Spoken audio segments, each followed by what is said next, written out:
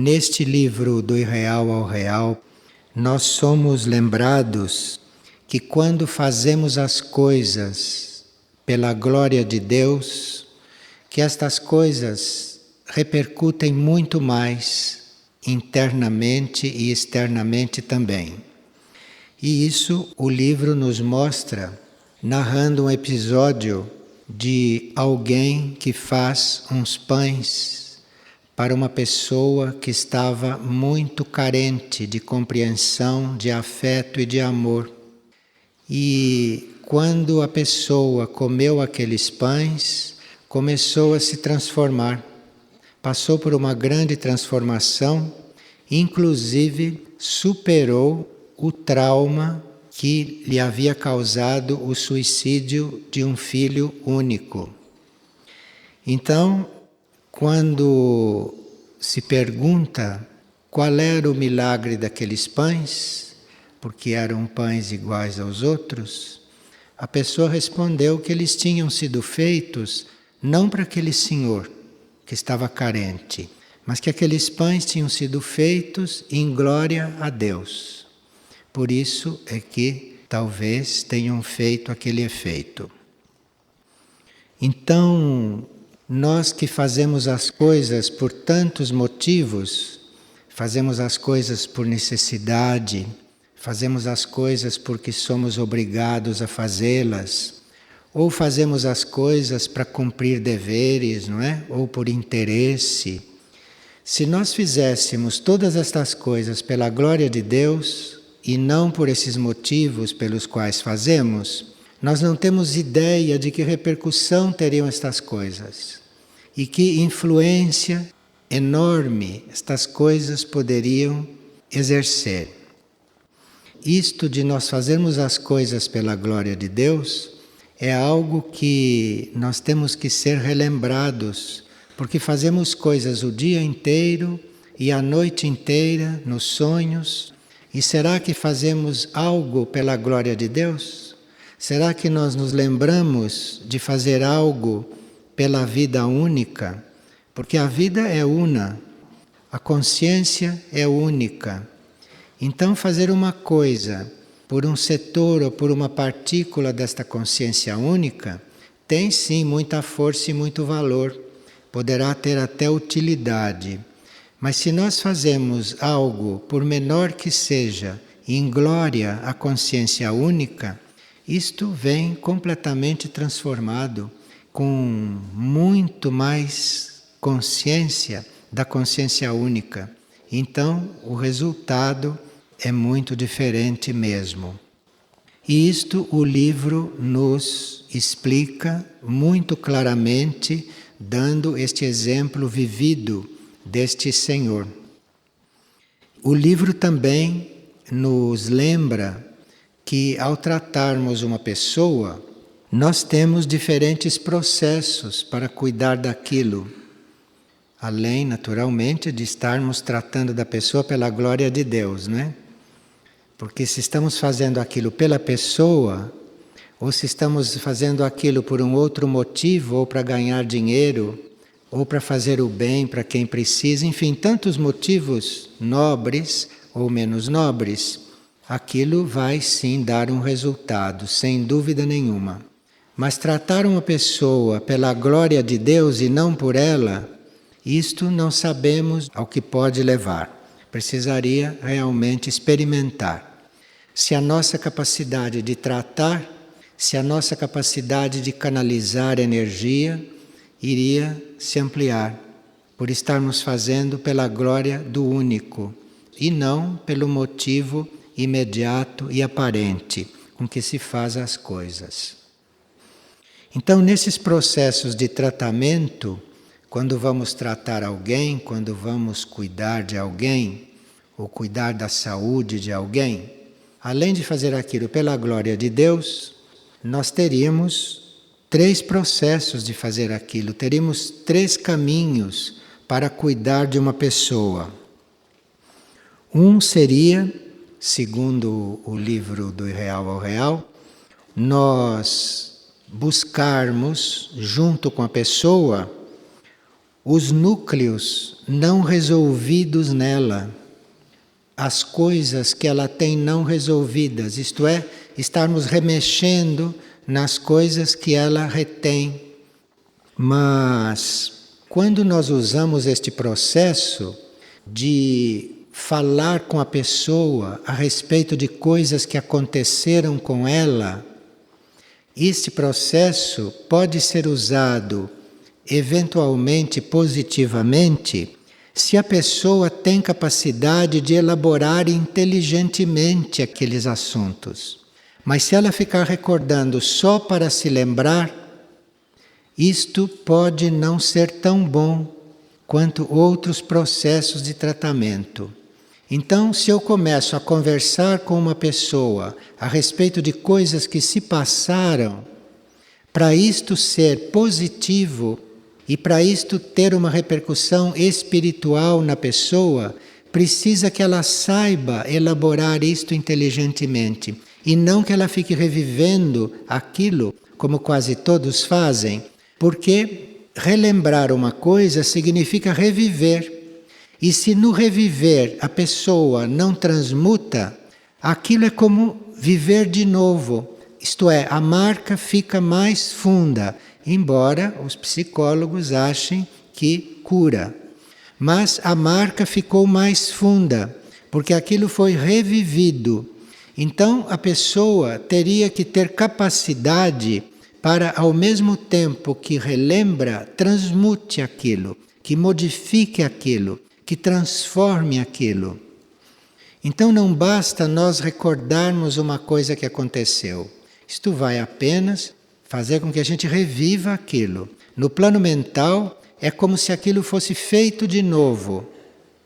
Então, se nós ao relembrarmos daquilo, não tivermos ainda aprendido a modificar aquilo, não há por que estar lembrando coisas do passado. Então você, para lembrar uma coisa do passado, precisa que você já esteja preparado para modificar aquilo enquanto está relembrando. Então, se você relembra uma coisa do passado, ela não vai terminar como terminou naquela realidade. Ela vai terminar como você conduzi-la agora enquanto está rememorando, compreende? Então este é o grande engano da psicologia.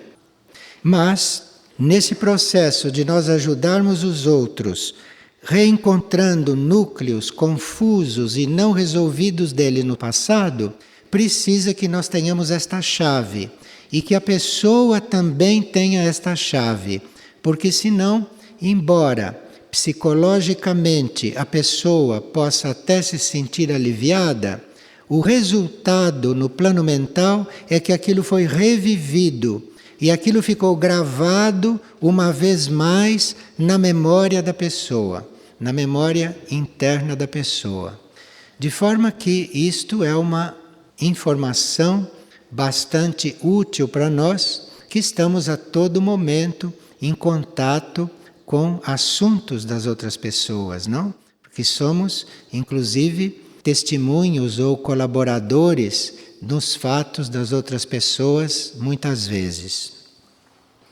Agora, uma outra forma de tratar estas coisas não seria nós estarmos reencontrando, recordando e reavivando esses núcleos passados, mas seria ajudar a pessoa a não cuidar do que se passou, a não ficar mexendo nesses núcleos que já estão bastante movidos dentro dela e às vezes até meio cristalizados, mas a gente não cuidar destes núcleos, isto é, não se cuidar do que se passou, mas ajudar o indivíduo a canalizar a sua energia atual, assim como ela está, para uma meta altruísta, para um serviço altruísta, para o benefício de um outro.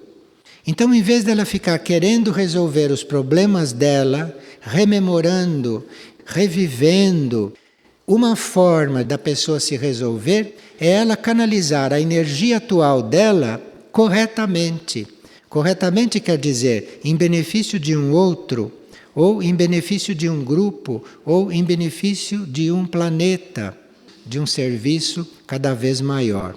Então há seres que, ao tratar dos outros, preferem este sistema. Quando a pessoa já tem uma certa compreensão que ela pode canalizar de outra forma a sua energia, que ela não precisa continuar canalizando a sua energia como sempre ela canalizou.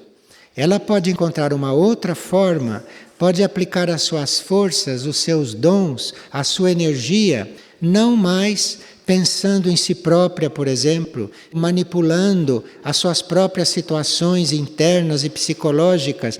O fim desta manipulação das próprias situações, mesmo em silêncio, é uma intoxicação psíquica. Isto que é o fim disto.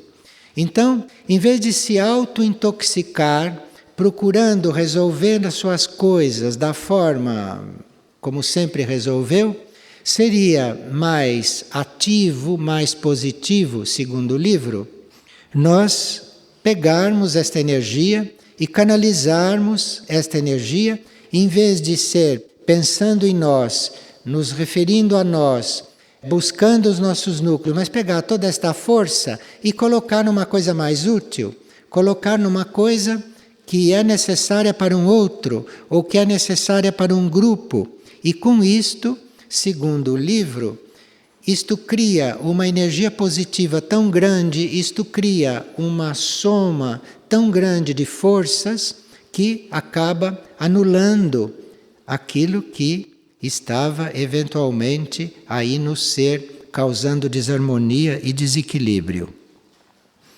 E o outro processo de tratamento seria nós invocarmos logo de início as forças superiores do indivíduo.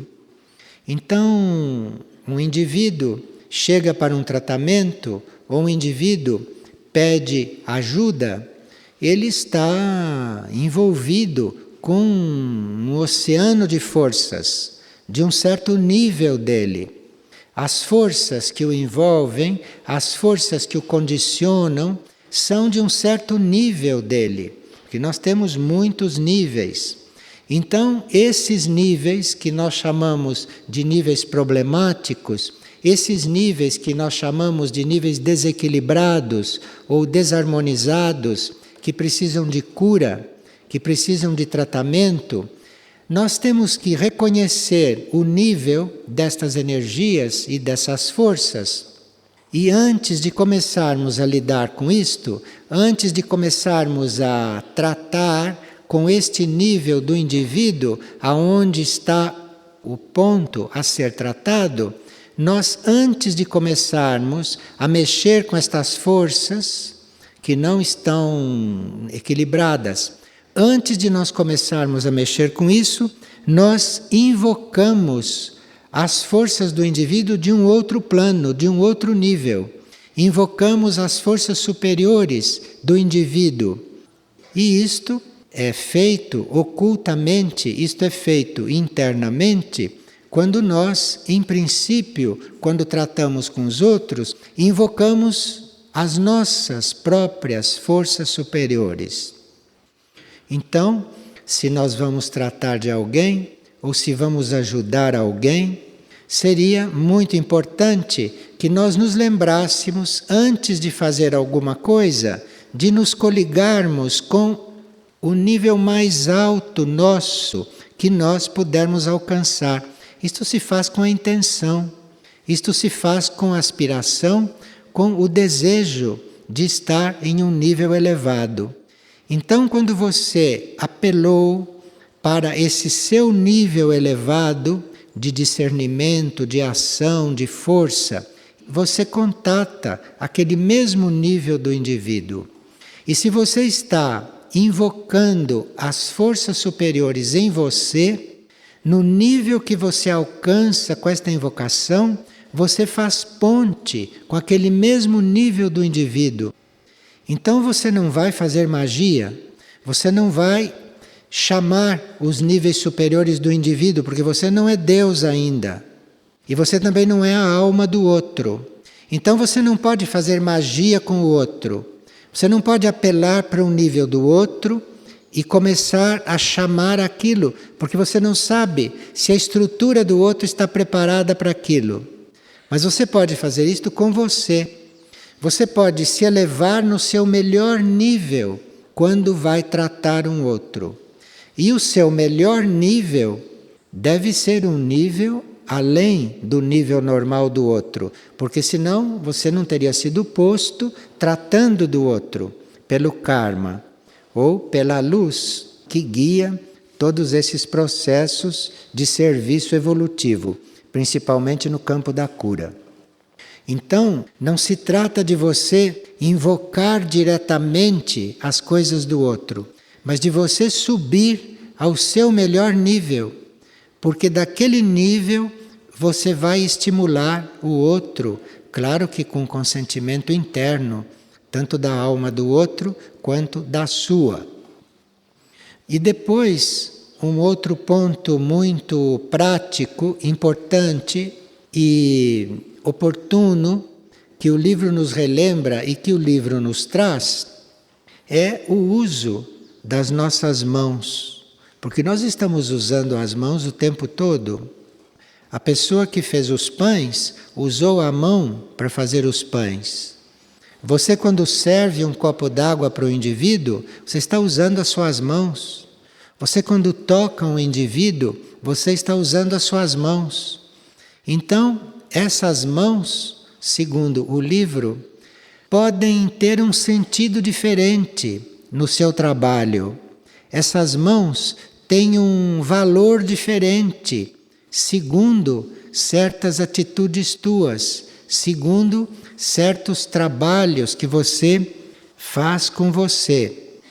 Por exemplo, se quando você vai tomar uma coisa com as mãos, se você vai agarrar aquilo para si, se você vai pegar uma coisa com as mãos para trazer para você, isto significa você estar usando as suas mãos com uma intenção egoísta somente, com uma intenção própria, com uma intenção bem pessoal, bem individual.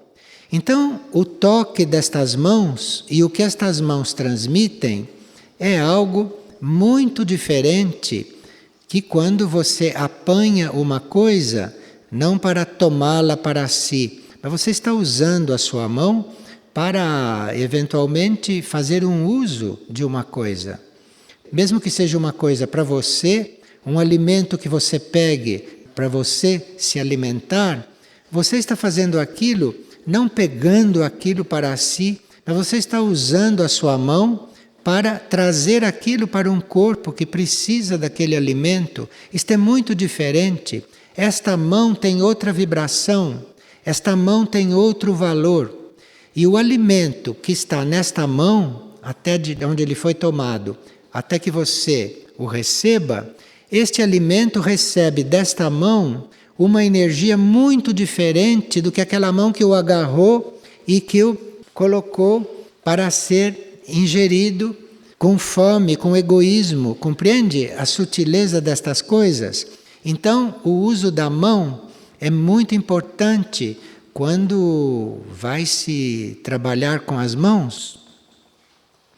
Então, quando estas mãos funcionam automaticamente, como as patas dos animais, ou como aqueles botes que os animais dão nas coisas. Então, quando a nossa mão funciona assim, esta mão tem um valor material para a cura. Esta mão tem um valor prático para realizar as coisas. Mas esta mão deixa muito pouca energia positiva e evolutiva nas coisas que toca. Ela é apenas um instrumento para você pegar uma coisa. Ela é apenas um instrumento de transportar uma coisa de um lugar ao outro. Mas muito pouca energia de cura ou muito pouca energia evolutiva ela deixa naquilo que ela toca. Diferente é a mão que toca as coisas sem pegá-las egoístamente, uma mão que, ao mesmo tempo que segura uma coisa, ela está liberando aquela coisa.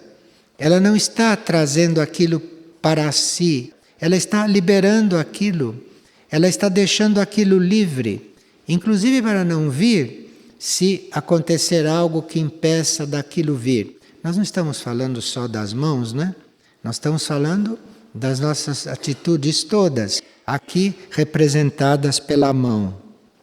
Agora, quando você começa a distinguir estas coisas e quando você começa a ver a real necessidade de algo, o verdadeiro motivo de algo acontecer e a diferença entre isto e as coisas que você projeta, as coisas como você gostaria que acontecessem, quando você faz a diferença entre quando uma coisa acontece realmente e tem que acontecer e quando você está provocando que aquilo aconteça com seu desejo, com seu egoísmo, com a sua possessividade, quando você tem uma noção bem clara de como você está lidando com as coisas, se você está lidando com as coisas não para possuí-las, mas para tratar as coisas, para movimentar as coisas de lugar, para usar as coisas beneficamente, usar as coisas naquilo que precisa ser usado, mas sem nenhum sentido de posse, sem nenhum sentido de desejo, de possessividade nisto. Então aí, o que você toca começa a transmitir energia espiritual. Então eu posso pegar um pedaço de pão, posso pegar um copo d'água, posso pegar uma caneta para escrever, posso pegar qualquer objeto e aquilo transmitir nada, ser apenas transportado, ou aquilo começar a transmitir energia espiritual. Então o livro trata de toda esta transformação nos nossos gestos, na nossa atuação, na nossa vida, enfim. Agora, se nós estamos completamente livres de possessividade e se nós já estamos completamente libertos de pegar uma coisa, de trazer uma coisa, pensando só em nós, se nós estamos completamente neutros no uso destas mãos, então estas mãos vão começar a ser usadas por uma outra energia. E aí as mãos começam já a trabalhar de outro jeito. E muitas pessoas que ainda estão dentro destes assuntos para se completar a si mesmas, para terem uma realização pessoal, então querem logo usar as mãos para ajudar os outros. E aqui começam então os mal-entendidos, aqui começam então a mudar a energia destas mãos, porque estas mãos não precisam tocar os outros para trabalhar. Nós estamos falando de mãos porque elas representam isto. É através das mãos que nós tocamos as coisas, ou que pegamos as coisas. Então elas são um símbolo. Mas se você está liberado de toda esta possessividade, ou se você está liberado de todo esse sentido de praticidade, este sentido de interesse, de você pegar as coisas, de você ter as coisas, se você está bem liberado disto, se você está bem purificado deste sistema, representado pelo uso das mãos, quando trazem as coisas, se você está liberado disto, as suas mãos não precisam mais tocar, porque toda a sua aura, toda a sua organização etérica está nesta mesma situação.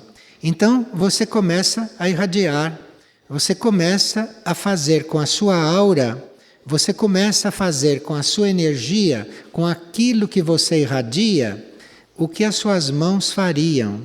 Só que se isto começa a ser feito pela aura, se isto começa a ser irradiado pelo ser inteiro, isto tem um campo de ação muito mais amplo, muito mais vasto que as mãos.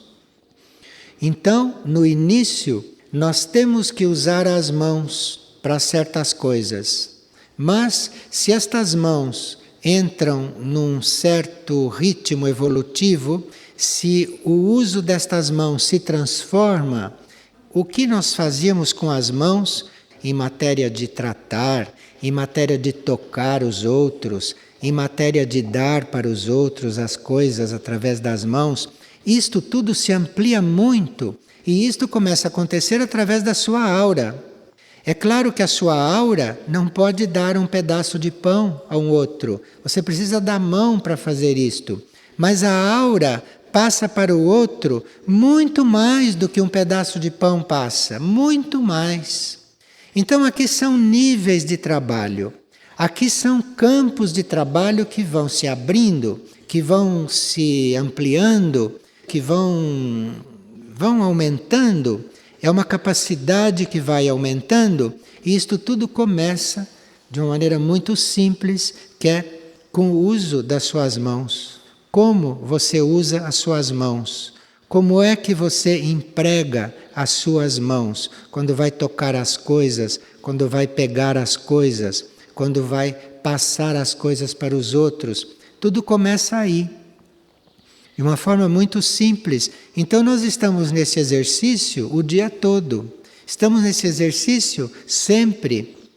E isto é um exercício que, se for levado bem rigorosamente, com bastante ordem, nós começamos a prestar um serviço, ou melhor, o nosso ser interno começa a fluir, começa a irradiar, começa a alcançar os outros, segundo as possibilidades da nossa aura, num campo muito mais amplo e numa distância muito maior do que a nossa mão possa alcançar aqui. Então é um livro que nos dá muitas sugestões, nos lembra de muitas coisas e com alguns exemplos práticos que nos ajudam a ter estas coisas todas presentes. Bem, tudo isto fica muito facilitado e tudo isto se amplia muito quando nós nos dedicamos a este trabalho, quando as suas ações são desinteressadas. Porque nós podemos fazer tudo isto que foi descrito com algum interesse. Até com o interesse de curar. Você pode não ter interesse próprio nisso, mas você está fazendo isto com o interesse de curar o outro, com o interesse de fazer o bem. Tudo isto é interesse. É interesse muito mais refinado, interesse muito mais nobre, mas é interesse.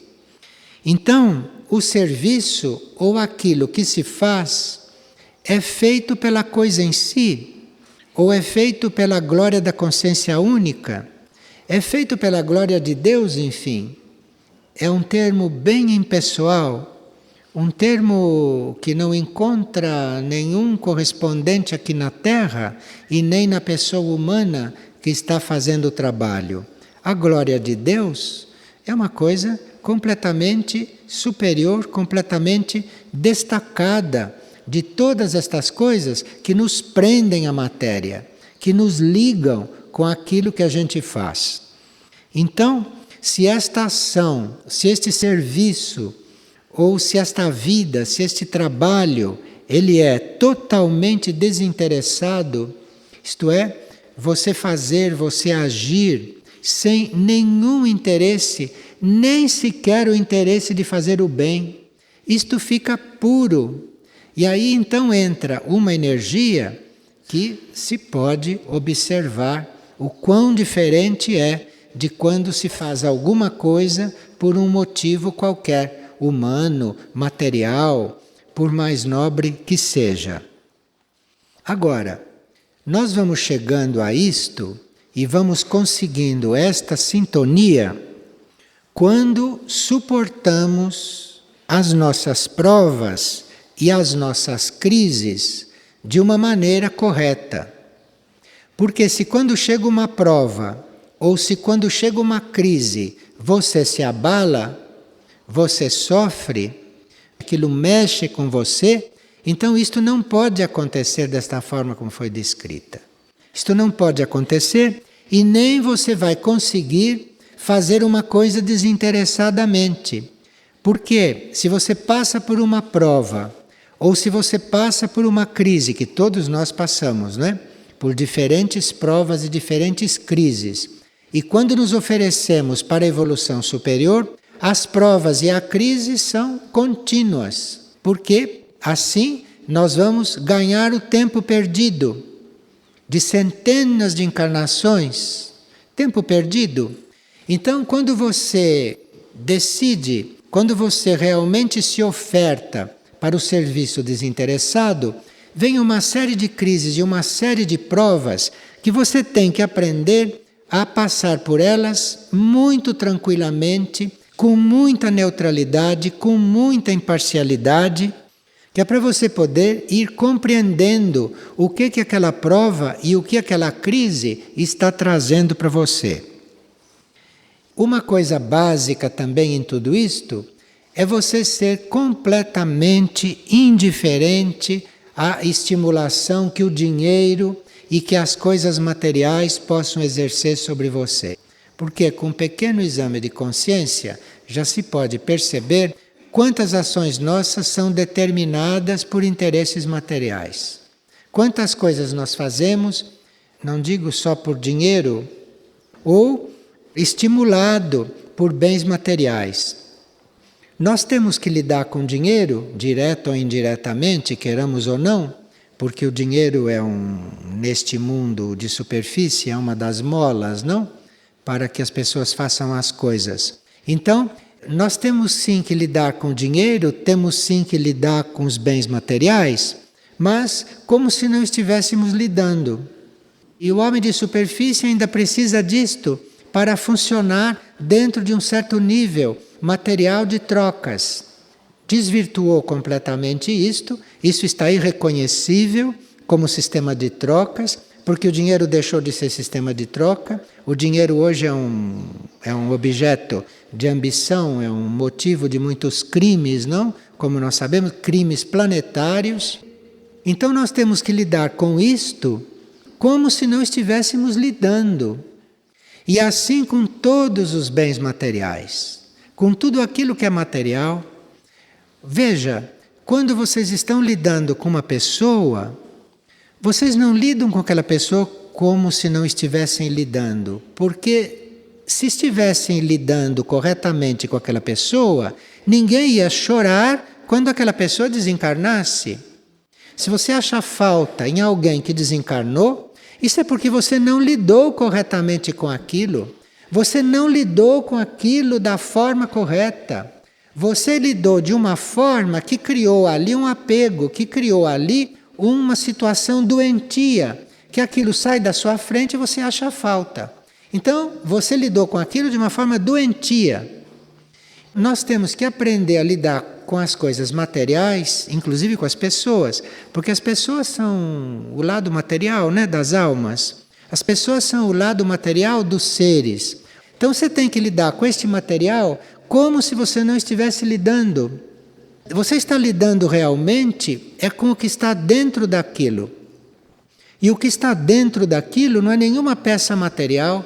O que está dentro daquilo não é nada que você vai sentir falta se aquilo não estiver na tua frente. Então veja que este foco tem que estar bem colocado, este foco tem que ser reencontrado. É muito interessante que a gente tenha retomado este livro agora. Muito interessante que nós estejamos diante destas coisas agora. Porque isto tudo nós temos que agora ver num outro plano, num outro nível, de uma outra forma, para podermos tomar esta informação que nos foi dada aqui no plano material e aplicarmos isto em planos mais sutis, em níveis mais sutis, porque os nossos corpos sutis já têm condições de trabalhar, já têm condições de servir, já têm condições de se mover, de se locomover, enfim, já têm condições de completar um trabalho, completar um serviço ou realizar uma tarefa que com o corpo físico você não consegue fazer toda, ou consegue fazer numa mínima parte. Agora vamos responder algumas perguntas que há aqui sobre o uso de flores. Nós não cortamos flores aqui. Não usamos cortar as flores para usar as flores. As flores são manifestações das plantas e nós não vamos lá retirar uma flor para mudá-la de lugar enquanto ela não está totalmente realizada. Ela se realiza totalmente na planta. Uma flor chega ao seu apogeu, uma flor chega à sua máxima manifestação é na planta. Se você a corta, se você a tira da planta, você corta um ciclo, você corta, interrompe um processo de realização da beleza, de realização do equilíbrio. Então você vai, colhe uma flor e vai fazer uma gentileza para alguém. Você cortou a possibilidade daquele ser vegetal chegar na sua máxima expressão. E a máxima expressão de uma flor, você não sabe quando é. É o momento dela. E você vai cortá-la antes dela chegar neste momento. Então aqui nós realmente não temos este problema. Se as flores são boas ou não em casa. As flores aqui estão todas nas plantas, enquanto estão vivas, enquanto estão desenvolvendo o seu ciclo de expressão. Para a medicina, isso já é outra coisa. Então, se você vai colher uma flor para fazer com ela um medicamento, se você não tem outra forma de fazer um medicamento, se você precisa daquela flor, isso já é considerado um serviço do reino vegetal para o reino humano. Isso já é um serviço. Então, você não vai colher a flor para embelezar um ambiente, porque é você que deve embelezar um ambiente, com a sua pessoa, com a sua presença. Nós todos podemos ser flores, muito mais do que flores, muito mais do que flores. Nós podemos embelezar um ambiente, irradiar, transmitir com muito mais do que uma flor. Então basta que a gente vá nos lugares que a gente já deve estar embelezando aquele lugar, não precisa das flores. Agora, colher uma flor para fazer um medicamento, isso já é outra coisa. Pode ser considerado uma necessidade, porque o homem ainda não descobriu os processos de se transformar sem usar medicamentos. O homem ainda não chegou neste ponto. Ainda muitos precisam dos medicamentos para serem ajudados. Então as flores ou as plantas prestam esse serviço, mas aqui é um pouco diferente de você colhê-las quando não precisaria colhê-las. Tem um valor um pouco diferente isto. Embora deve chegar um momento que a humanidade não precise mais desses medicamentos, que a humanidade saiba transformar as coisas, transmutar as coisas por si mesma. Mas isto é uma meta, isto não é uma realidade hoje para todos e nem em todos os momentos.